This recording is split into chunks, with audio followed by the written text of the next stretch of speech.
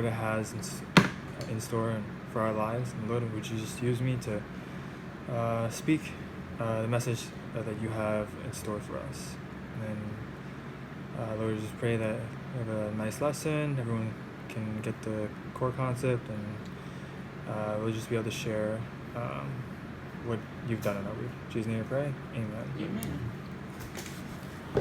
All right, so we're on Hebrews chapter 2. We're just going to be covering verses 1 through 4, so it's a pretty short passage here, but nonetheless, it holds a critical theme in whatever this author was trying to get at. So we just start. All right, I'll read it out to you guys first. Starting on chapter 2.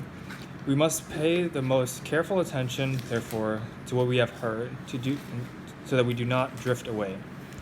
For since the message spoken through angels was binding, and every violation and disobedience received its just punishment, how shall we escape if we ignore so great a salvation? This salvation, which was first announced by the Lord, was confirmed to us by those who heard him. God also testified to it by signs, wonders, various miracles, and by gifts of the Holy Spirit, distributed according to his will. The first part of this, or the concept here, or the main idea for this first part of chapter 2 is it's mainly a direct transition away from what we covered last week in chapter 1, where it was declaring the superiority of Jesus and his defining characteristics in a bit, and seeing where Jesus sits in the realm, in heavenly realm, in comparison to other angels, so that we have a clear understanding of what Jesus means in the eyes of God and all of the other angels. And because he tells us this straightforward in chapter 1, we get a sense of what that means. And then chapter 2 here is what, now that we know, what do we do? Verse 1, we must pay the most careful attention. Now he's calling us, now that we know what Jesus means, who Jesus is in relation to all the other angels and God, we have to pay really careful attention, therefore, to what we have heard.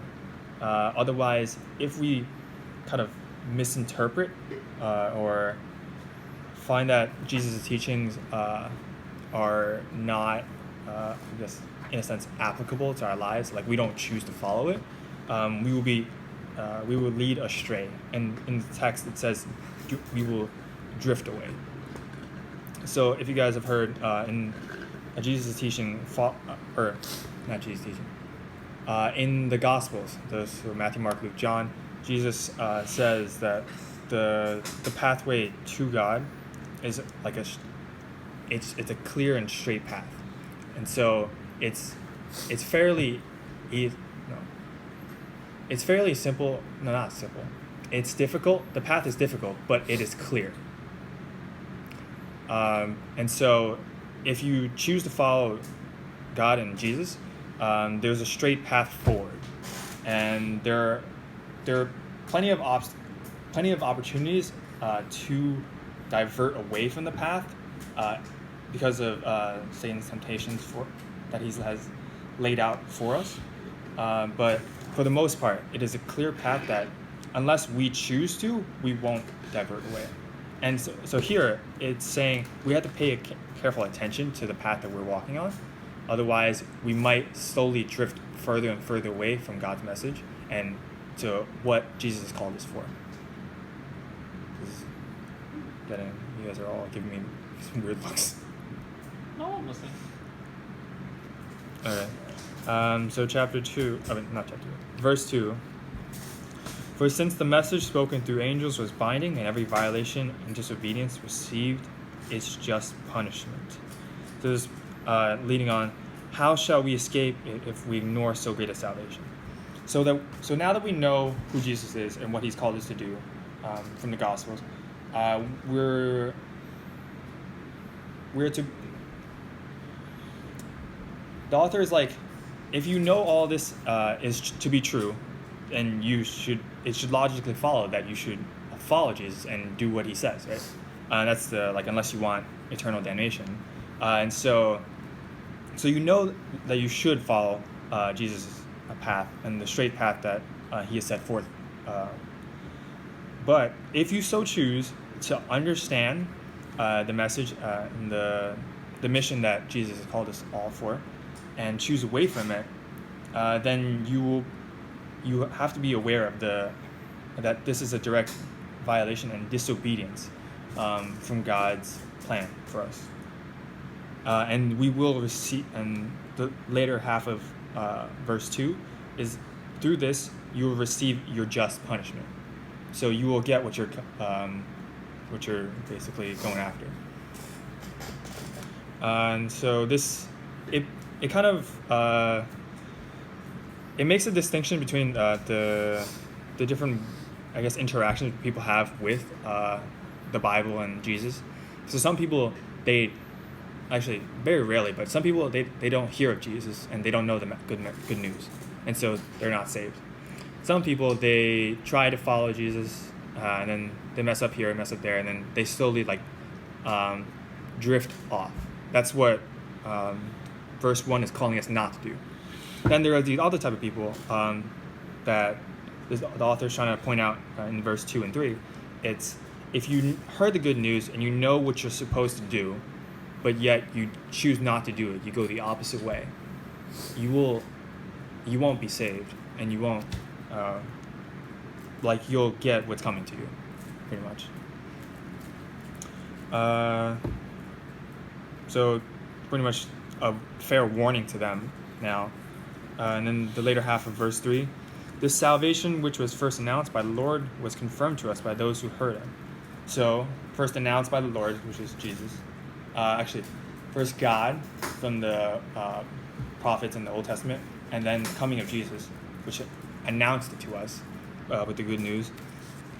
And then from Jesus, the good news was spread, and those who witnessed Jesus also spread it even further, which is the likes of Paul and the apostles, these people who are continuing on Jesus' mission and spreading the good news to those around.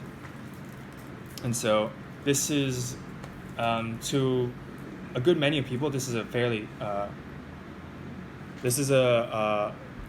guess, a widespread thing. Not now. I mean, it is now, but not as in their time. But they were the apostles were trying to get it out as much as possible, so that everyone would be able to hear and have the opportunity to choose to follow Jesus. And so when you have all these people announcing it, and you have to wonder, like, who's gonna actually follow Jesus. And then the warning here is supposed to be for such people that now that you don't have an excuse. The more and more that people go out and spread the good news, the less of an excuse that you have to claim that, I didn't know. And so it's, for a lot of people, it'll be what verse 2 calls, if you choose to violate what Jesus has called us to do and disobey him, you will receive your just punishment. And then cleaning up verse 4, God also testified to it by signs, wonders, various miracles, and by gifts of the Holy Spirit distributed according to his will. And so here he's saying God pretty much laid the groundwork on all of it and this is part of his central plan, to use Jesus as a reconciliation for mankind. And so he's used many signs and miracles in the Old Testament as sort of prophetic ways to kind of signal what's to come, which we eventually know as Jesus is coming. And then even when Jesus is here, he used various miracles to kind of prove his God-like status. And then even after Jesus' departure, he's given us the Holy Spirit. So all these things that God has provided us for, it's according to his plan. And he's known about this, and he's called us to it, called us to choose now. to choose what we're going to do to pay.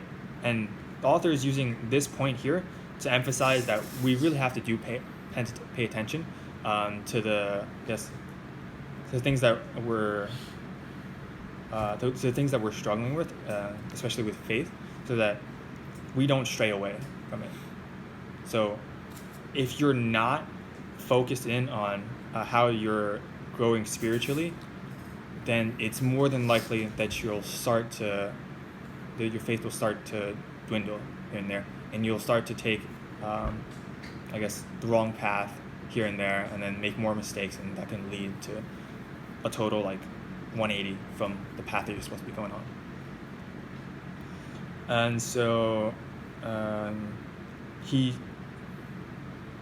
points here are it references also to when Jesus tells of the parable of the sower. It's in I think Matthew chapter 3 or 18.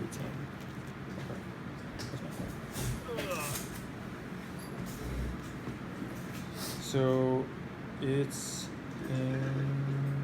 not here. Matthew 13, the parable of the sower, where he pretty much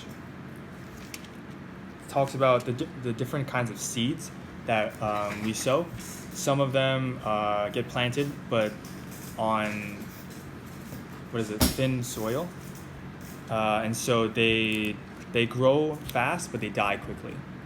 And so the author is using this to call out an almost a warning against that. That there are many different ways that Satan will tempt you and lead you astray. So you have to be carefully attentive to the things that are in front of you spiritually.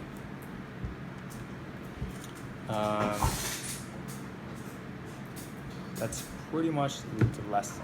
And then the only application, or the main one here, is that you have to really decide which side of the fence that you're on. Are you going to follow Jesus or not? Because there is no middle ground here. If you're on the fence, you're just going to if you're on the fence about choosing to walk in the same path as Jesus, that's not faith, essentially. And so it kind of draws a really strict but fine line where there's not much leeway that you can go. You're either here or there. Which side are you on? Which side are you on?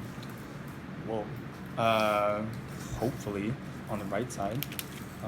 But damn.